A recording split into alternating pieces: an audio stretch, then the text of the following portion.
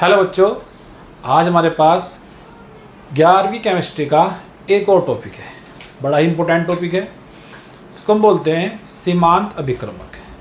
इसको बोलते हैं इंग्लिश में LR, लिमिटिंग रिएजेंट। इसको आपको आराम से पढ़ना है और इस पर क्वेश्चन भी आपके लिए इम्पोर्टेंट है। नीट में भी क्वेश्चन आते हैं और 11वीं क्लास में इसके क्वेश्चन आते हैं। हमारे पास लिमिटिंग रिएजेंट या सीमांत अभिक्रमक है क्या? अब ध्यान से देखना, ये आपका हेडिंग है लिमिटिंग रिएजेंट या सीमांत अभिक्रमक।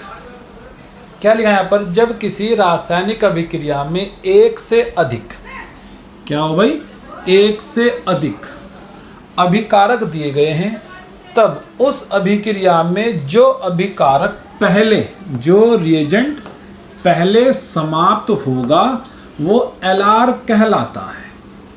क्लियर? नेक्स्ट पॉइंट क्या है इसमें? LR से ही उत्पाद कितना बनेगा ये पता चलता है। रिएक्शन के अंदर जो भी आपका सीमांत अभिक्रमक होगा उसी से डिसाइड होता है कि उत्पाद या प्रोडक्ट का अमाउंट कितना बनना है। ये 2 पॉइंट क्लियर हो गया आपके। आप इसको सिंपल समझ लो कि 2 बंदों में रेस हो रही है। जब 2 बंदे दौड़ रहे हैं, अब अचानक क्या हुआ, उसमें एक बंदा नीचे गिर गया तो रेस वहीं रुक गई, रेस खत्म हो गई।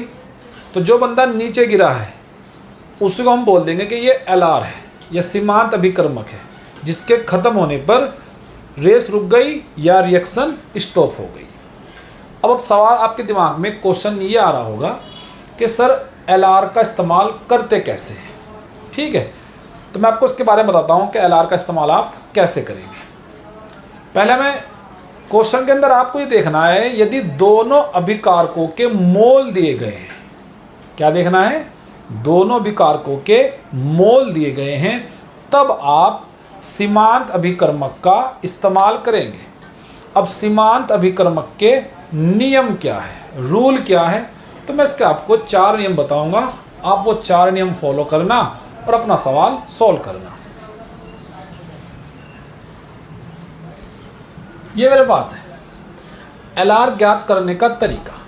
स्टेप फर्स्ट, संतुलित रासायनिक अभिक्रिया लिखिए। ये इंपॉर्टेंट है भाई, आपको क्या करना पड़ेगा? बैलेंस इक्वेशन लिखनी पड़ेगी, पहला स्टेप।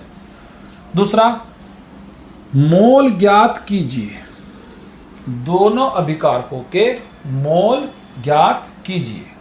तीसरा, मोल को स्टोइकोमेट्री गुणांक से भाग दीजिए। अब ये स्टोइकोमेट्रिक गुणांक है क्या? तो मैंने आपको इससे पहले लेक्चर में ये बताया था कि स्टोइकोमेट्रिक गुणांक है क्या। अब स्टोइकोमेट्रिक गुणांक से भाग देने पर मोल को जिसका भी मान कम होगा वो LR होगा। वह क्या होगा? LR होगा। क्लियर? ये 4 स्टेप है आपके। अब सिंपल समझ में तो नहीं आएगा तो क्वेश्चन के थ्रू समझते हैं कि LR कैसे ज्ञात करते हैं। चलो पहले ये वाला क्वेश्चन उठा लेते हैं आपके सामने। ये किसी अभिक्रिया A+B2 एरो AB2 में निम्नलिखित अभिक्रिया मिश्रणों में सीमांत अभिक्रमक या इसको बोलते हैं LR कोई हो तो ज्ञात कीजिए। ठीक है भाई, तो हम पहले इसकी लिखते हैं बैलेंस इक्वेशन। A+B2 एरो बनाया AB2। ठीक है, अब आप चेक करो, इसको हम सिंपल ऐसे बोल सकते हैं कि कैपिटल A का 1 मोल, कैपिटल B2 का 1 मोल आपस में रिएक्शन करते हैं। ये बोलने का तरीका हो गया। अब इसको ऐसे बोल दो कि कैपिटल A का एक एटम B2 के एक मॉलिक्यूल या अणु के साथ अभिक्रिया करके AB2 बनाता है। सिंपल आप समझो कि यहाँ पर हमारे पास ये एटम है या परमाणु है और ये आपका मॉलिक्यूल है, ये आपका मॉलिक्यूल है। ठीक है, ट्राई करते हैं इनमें से कौन सा LR होगा, कौन सा LR नहीं होगा। फर्स्ट केस चेक करते हैं। फर्स्ट, A के 300 परमाणु, देखो भाई इसके कितने परमाणु हैं? ये 300 परमाणु हैं। B के 200 अणु, इसके 200 अणु हैं। आप सोच के बताओ कि इनमें से कौन जल्दी खत्म होगा। सर 200 अणु के साथ रिएक्शन करेंगे, मतलब इसका A बच जाएगा 100। यहाँ पर A कितने बच जाएंगे? 100 एटम बच जाएंगे A के, और ये B2 फर्स्ट वाले में कंप्लीट खत्म हो जाएगा। तो हम बोल सकते हैं कि फर्स्ट में आपका B क्या होगा? B आपका LR होगा। क्लियर? जो पहले खत्म होगा वो LR होगा। अब दूसरे पे आ जाओ। 2 मोल A के और 3 मोल B के।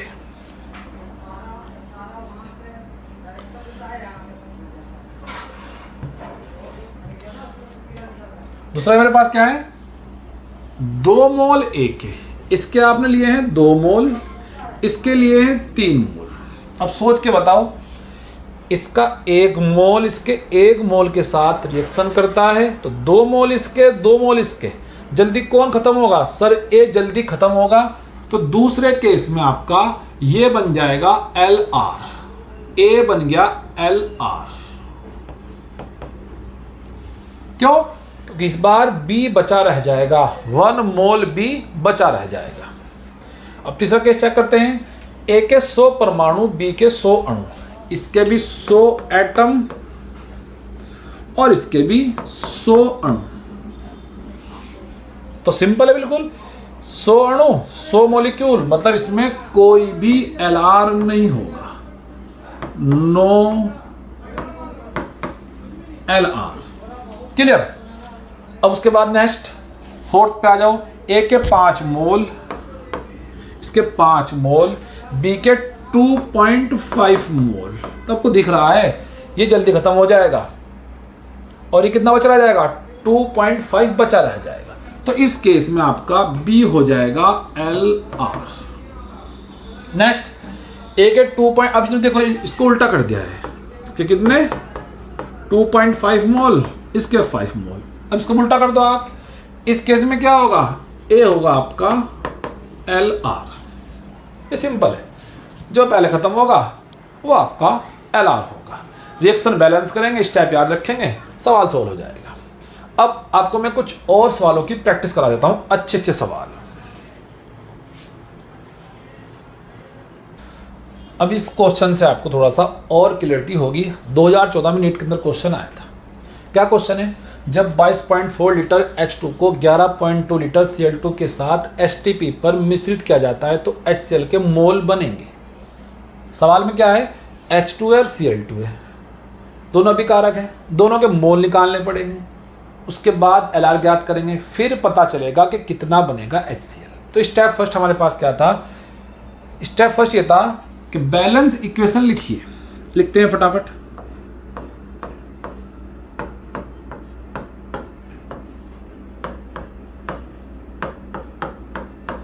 ठीक है, स्टेप फर्स्ट।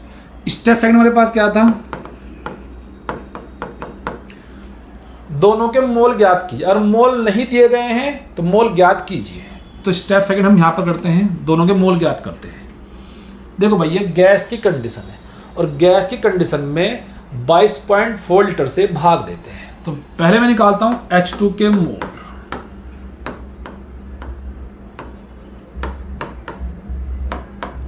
कितना है? 22.4, इसको आप 22.4 से भाग दो तो ये H2 का 1 मोल आ गया है। फिर मैं निकालता हूं किसके? Cl2 के मोल निकालते हैं। ठीक है, सवाल में कितना है? Cl2 11.2 लीटर है, इसको भाग दो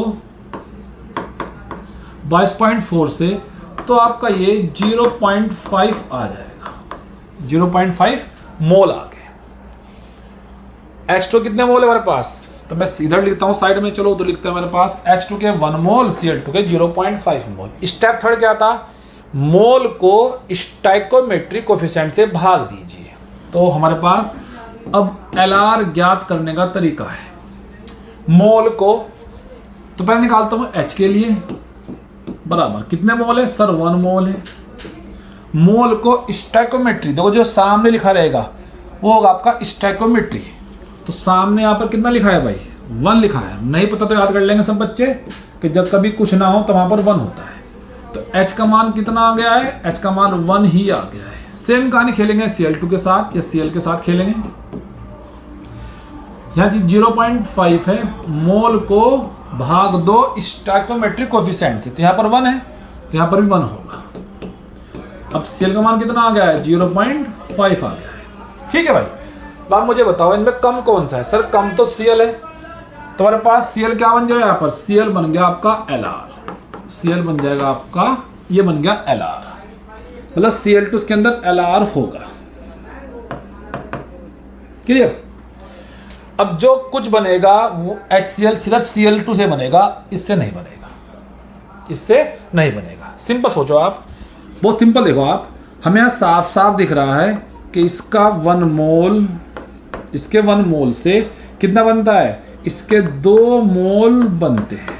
दिख रहा है साफ साफ, इसके 1 मोल से इसके 2 मोल बन रहे हैं। क्लियर है। अब मुझे बताओ सवाल में ये कितना है। सर सवाल में तो 0.5 मोल है, तो सवाल के अंदर यदि ये 0.5 मोल हुआ तो 0.5 मोल से ये बनेगा 1 मोल। क्लियर। ठीक है भाई, तो आपका आंसर आ जाएगा 1 मोल HCl, 1 मोल HCl बनेगा। नेक्स्ट क्वेश्चन करते हैं, ये क्वेश्चन करते हैं। 10 ग्राम हाइड्रोजन तथा 64 ग्राम ऑक्सीजन को एक स्टील पात्र में भरकर विस्फोटित किया गया। इस अभिक्रिया में बनने वाले पानी की मात्रा होगी। सेम क्वेश्चन है, आपके पास ये कंडीशन आ गई है, यहाँ पर गिवन है हाइड्रोजन, यहाँ पर गिवन है ऑक्सीजन, मतलब दोनों अभिकारकों के मोल निकालने का तरीका दिया गया है। तो पहले क्या है स्टेप, फर्स्ट बैलेंस इक्वेशन लिखेंगे आप सब बच्चे।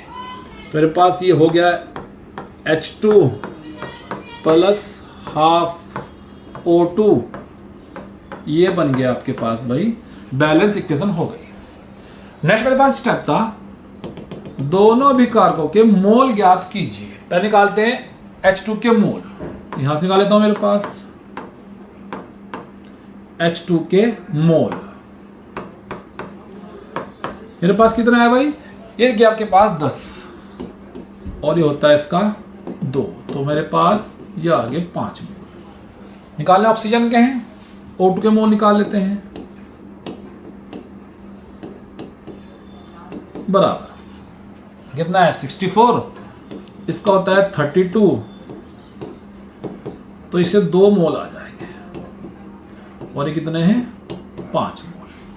क्लियर। 2 स्टेप कंप्लीट हो गए, बैलेंस इक्वेशन लिख दिए और मोल निकाल दिए। स्टेप थर्ड क्या था, मोल को भाग दीजिए कोफिशिएंट से, वो Lr ज्ञात करने का तरीका होगा। तो मैं लिखता हूं हमारे पास मोल को भाग दीजिए स्टैकोमेट्रिक कोफिशिएंट से। तो पहले चेक करता हूं मैं हाइड्रोजन का, चलो अब Lr का कंडीशन बात कर लेते हैं।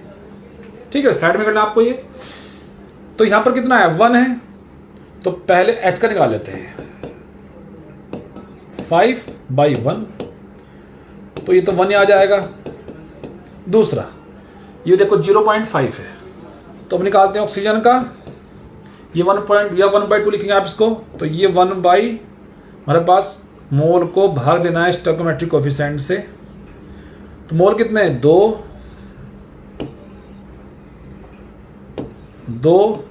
भाई कितना 1/2 ऊपर ले जाओ तो ये 4 आ जाएगा। कितना आ गया है 4।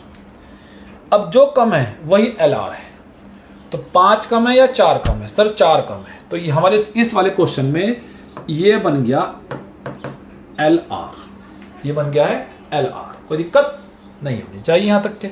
चलो अब देखो, अब क्वेश्चन ये आपके सामने ये आ जाएगा कि जो कुछ वाटर बनेगा वो O2 से बनेगा, इससे नहीं बनेगा। अब सिंपल बताओ ये कितना है, ये 0.5 है, 1/2 कितना होता है 0.5 है। 0.5 मोल से H2 कितना बनता है, सर 1 मोल बनता है H2 का। कितना बनता है 1 मोल बनता है। सोच के बताना, आपके सवाल के अंदर O2 कितने मोल है? सर O2 के तो 2 मोल है। कितने हैं? 2 मोल। तो 0.5 से बनता है 1 मोल, तो 1 मोल से इसके बनेंगे 2 मोल, और 2 मोल से इसके बनेंगे 4 मोल। क्लियर? ओके, तो आंसर कितना आ जाएगा? 4 मोल। Next question. अब मैं आपको थोड़े से अच्छे क्वेश्चन करा देता हूं और आप क्वेश्चनों को ध्यान से करना। अच्छे क्वेश्चन है, मैंने गुणा भाग पहले करके रखी है, ठीक है, और उसका भी आप थोड़ा सा कॉन्सेप्ट समझ लेना।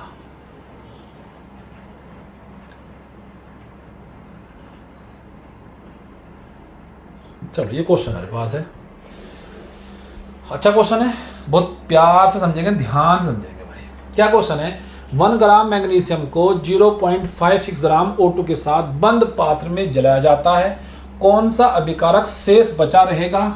कौन सा अभिकारक शेष बचा रहेगा और कितना? देखो, इस बार सवाल में उन्होंने ये नहीं पता क्या कि कितना बनेगा MgO है। इस बार उन्होंने सवाल में LR मतलब जो रिएक्शन में बचा रहेगा, रिएक्शन में बचा रहेगा। ये सवाल सोल्व कैसे करने हैं बहुत ध्यान समझना। स्टेप अब चलते रहेंगे। जो हमारे पास पहले लिखेंगे बैलेंस इक्वेशन, हमने लिख दी है, ये हमारे पास होगी 2mg + O2 2mgO। उसके बाद मैंने यहाँ पर mg के मोल निकाल लिए हैं, ये mg के मोल आ गए भाई। स्टेप सेकंड हमारे पास ये 0.0416। फिर मैंने निकाल लिए ऑक्सीजन के मोल, ये आ गए कितने? 0.0175। उसके बाद LR ज्ञात करता हूँ मैं, mg के जो मोल आए हैं इनको स्टोइकोमेट्री कोएफिशिएंट से भाग देता हूँ। तो भाग देने के पश्चात मेरे पास ये आ गया कितना? 0.028। उसके बाद मैंने निकाला ऑक्सीजन का, यहाँ तो सेम आ जाएगा 0.0175।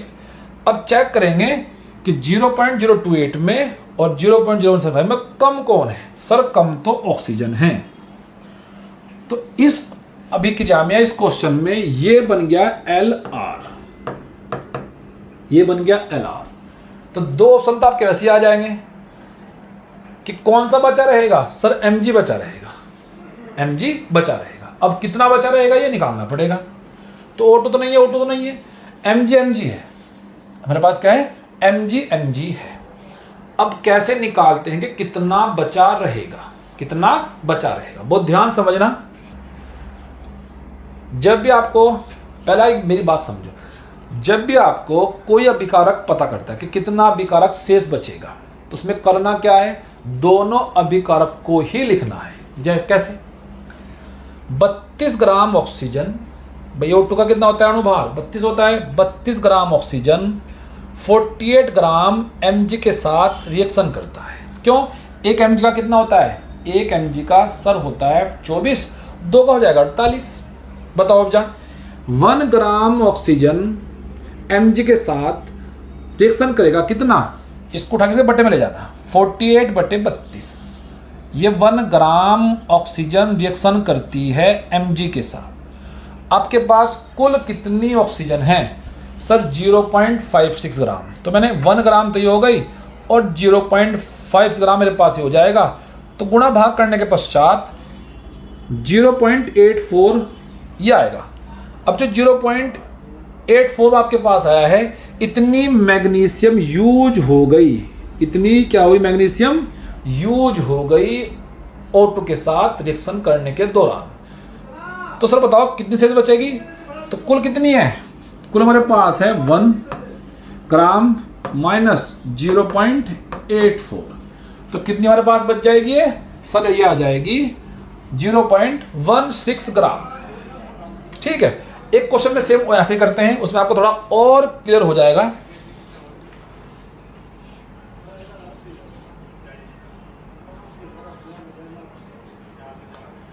चलिए आपके पास ये क्वेश्चन करते हैं, ये मेरे पास क्वेश्चन। ठीक है भाई, सवाल एनसीईआरटी का है। डाई नाइट्रोजन और डाई हाइड्रोजन निम्नलिखित रासायनिक समीकरण के अनुसार अमोनिया बनाती है। ये आपके देखिए क्वेश्चन है, N2 3H2 2NH3। यदि 2 × 10³ ग्राम डाई नाइट्रोजन और 1 × 10³ ग्राम हाइड्रोजन के साथ अभिक्रिया करती है, तो प्राप्त अमोनिया के द्रव्यमान का परिकलन कीजिए। ठीक है, क्या दोनों में से कोई अभिक शेष बचेगा? यदि हाँ तो कौन सा उसका द्रव्यमान क्या होगा? सेम क्वेश्चन है भाई, बिल्कुल सेम क्वेश्चन है। तो मैंने यहाँ पर पहले लिख दिया है कि एन स्टेप फर्स्ट क्या है भाई? बैलेंस इक्वेशन लिखो। N2 3H2 हमारे पास बैलेंस इक्वेशन आ गई। फिर दोनों अभिकारकों के मोल ज्ञात करो। तो मैंने यहाँ पर मोल निकाल दिए पहले ही। ये 500 मोल आए हाइड्रोजन के और ये 71.74 मोल आए नाइट्रोजन के। फिर LR ज्ञात करना है। कैसे? मोल को स्टोइकोमेट्रिक कोएफिशिएंट से भाग दीजिए, जो सामने लिखा है यहाँ पर। तो 500 बट्टे कितना है इसके सामने? 3, तो 166.6 आ गया है। उसके बाद N2 कितना है? 71.1, ये आ गया है। अब जो इनमें से कम होगा, वो LR होगा। तो यहाँ साफ साफ दिख रहा है कि नाइट्रोजन क्या हो जाएगा इसके अंदर?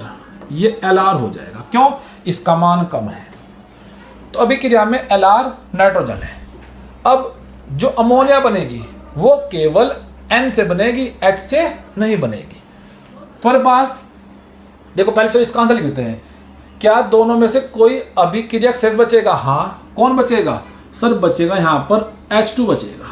कौन बचेगा? ये कंफर्म हो गया है सर, H2 बचेगा। H2 बचेगा। कितना बचेगा वो भी निकालेंगे, पहले निकाल लेते हैं। ठीक है भाई। अब गुणा भाग करनी है। देखो साफ दिख रहा है हमारे पास कि 28 ग्राम नाइट्रोजन से 34 ग्राम अमोनिया बनती है। नहीं पता तो अमोनिया का 1 का 17 होता है। तो 17 दूनी कितना हो जाएगा? ये हो जाएगा 34। ठीक है भाई। तो 28 ग्राम नाइट्रोजन से 34 ग्राम अमोनिया बनती है। इस समीकरण के अनुसार बताओ 1 ग्राम नाइट्रोजन से कितनी अमोनिया बनेगी? तो 34/28 हो जाएगा। 34/28। अब कुल आपके पास क्वेश्चन में कितनी अमोनिया है?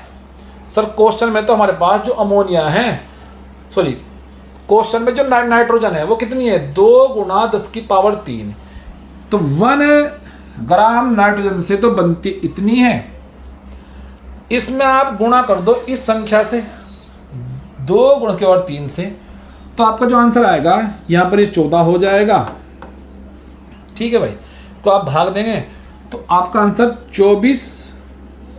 28.5 ग्राम है। इतनी अमोनिया बनती है। अब क्वेश्चन आपके पास ये कि जो शेष बचेगा उसका द्रव्यमान कितना होगा? बहुत सिंपल समझना। जो LR है उसका आप पहले यहाँ लिखेंगे कि 28 ग्राम नाइट्रोजन रिएक्शन करता है 6 ग्राम H2 के साथ।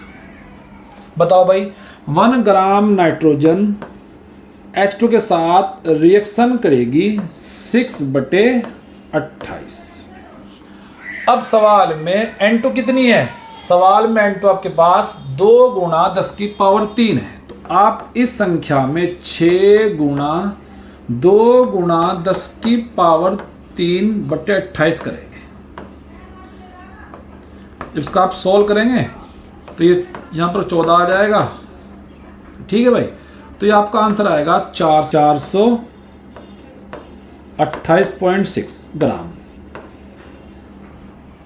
इतनी H2 यूज हो गई है।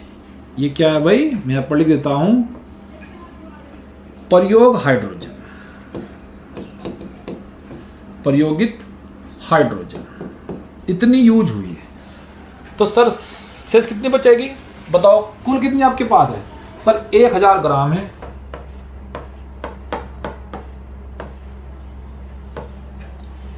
तो इतनी बचेगी 571.4 ग्राम। तो जो H2 का द्रव्यमान होगा वो आपका हो जाएगा 571.4 ग्राम। ठीक है भाई। All the best. नहीं समझ में आया तो कमेंट में बता देना, मैं आपको दोबारा ये समझा दूंगा।